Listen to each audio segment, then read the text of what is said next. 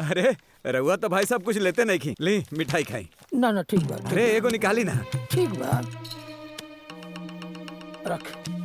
कोनो दिक्कत? का कहीं महाराज बेटी बेटी नु होलिन सा। काहे भाईजी, कोनो बात बा का? देखी भगवान घरे जाए के बा, झूठ ना कहब रउआ से। चारों बहिन 4 लाख के ना 4 करोड़ के बाड़ी सर। हाँ भैया समझ गई नी, रिश्ता पक्का कर देता नी। हाँ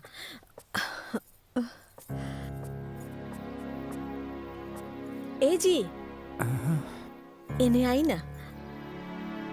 एक मिनट आवत है। खाई पंडित जी। का हो का भइल? त्रिपुरारी भैया के फोन आयल रहे। अच्छा अच्छा। कहत रहलन पंडित जी जितना बतावत अड़न ना लइकवा के घर परिवार वहू से नीमन बा। अरे हाँ कैसहू भी रिश्ता भागे के ना चाहिए। जरूरत पड़े तो 2-4 लाख रुपया दे दा, बाकी रिश्ता पक्का करा। जाई जाई एगो काम करा, अब संधि जी के लिए तू पियरी पहनावे के व्यवस्था करा। पंडियो जी के पियरी चाहता जजमान। अरे रउओ के मिली, रउआ टेंशन मत लही। भाई जी अब आदेश करी आगे कैसे का करे के बा। देखी बड़ा बाबू, समझी तो हम बनाओ ना। 2 तोला सोना के चैन, 21,000 पक्का नगद, हमनी की तरफ से समधी जी के विदाई। अरे भाई जी रउआ कुछ कही? अब तो जौन कहे के बा संधन जी कहिए देली। 27 तारीख के बाद खरमास हो जाता। हाँ। बीच में एगो खाली 15 तारीख के अच्छा लगन बा, और ना तो ई लगन हाथ से निकल गई ना तो फिर 6 महीना इंतजार करे के पड़ी। उतार दी हुए दिन मा।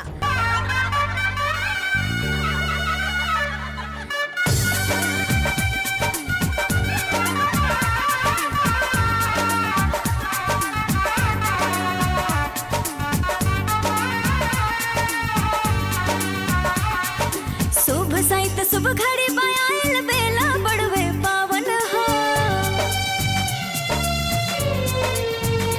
हाँ शुभ साहित्य शुभ घड़ी पायल बेला बड़वे पावन हो।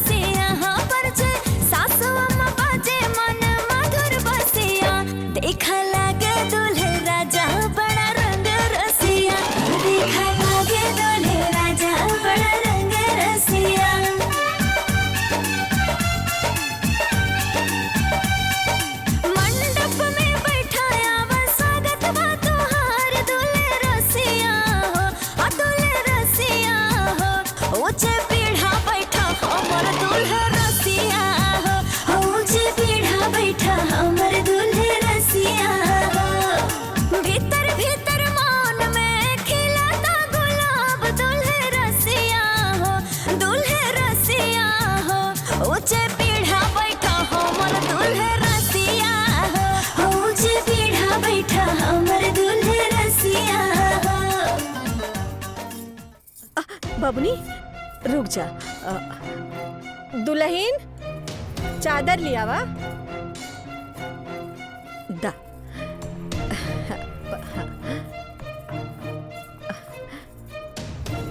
एहू ले ला। हाँ माँ जी सब विधि तो हो गए, भाभी के देख ले भी देना एक बार। अरे बबनी अब इन तू लोग कुंवार बाड़ो, यही से मालूम नहीं खे। सिंदूर दान हमेशा पर्दा के आड़ में होला, पर्दा हटा के कैला से अपशगुन होला। हाँ चला बाबू। मंगलम भगवान विष्णु मंगलम गरुड़ध्वजा चल बाबू, सिंदूर लगा दा। मंगलाय तनोहरि।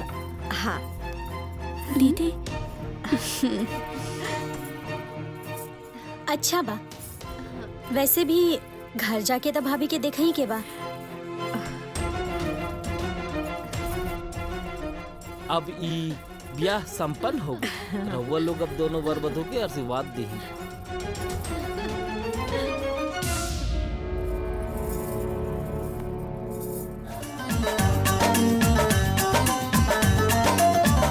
सिंदूर दान करा दुल्हा दुल्हन के हो, सिंदूर दान करा दुल्हा दुल्हन के हो।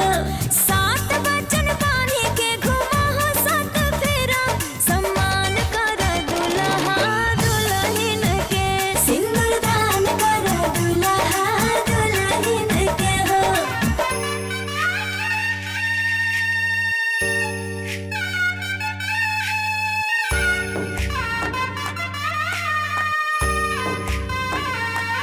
आजो बेटी चलले ससुरवानो हो,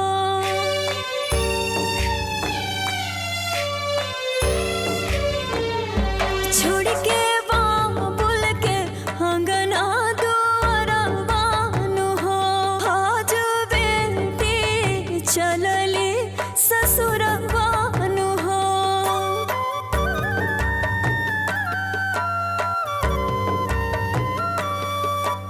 खुदावा से जोड़ी चलली चिरैया, बेटी परदेसी भई विदाई के समैया। घर नहीं हरवा के कई के अनहरवानो हो। आज बेटी चलली ससुरवानो हो। आज बेटी चलले ससुरवानो हो।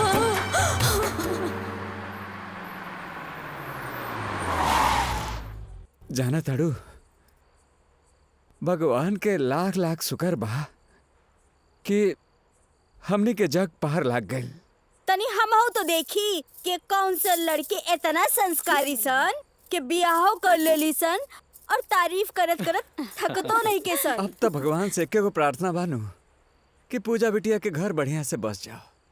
पूजा के ना, सुधा के।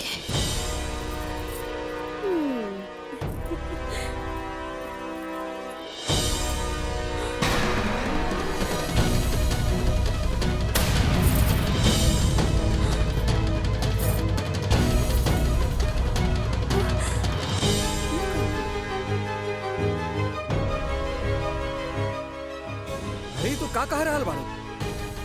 उहे जे राते भइल रहे, राते बिहा पूजा के ना सुधा के भइल रहे। का बात बा सीता, ऐसन भौजाई लाल बड़ू सन कि एकरा के देखते ही हमार आँख चंदिया गई। तोहनी के पसंद के तो दांत देवे के ही पड़ी। के बाड़ू तू? हाँ? और हमने के संगे दुल्हन बनके कैसे आ गइल बाड़ू? बोलत काहे नहीं खूब? के हो तू? कुछ बोलबू कि भगवान सूरत के साथे साथे जबानो छीन ले ले। बाहिर बाड़ू की मुँहे में दही जमा के बैठल बाड़ू। बोला। अरे कुछ बोलबू। सुधा। हाँ माई। अरे माई बारात आ गइल, चल ना। अरे माई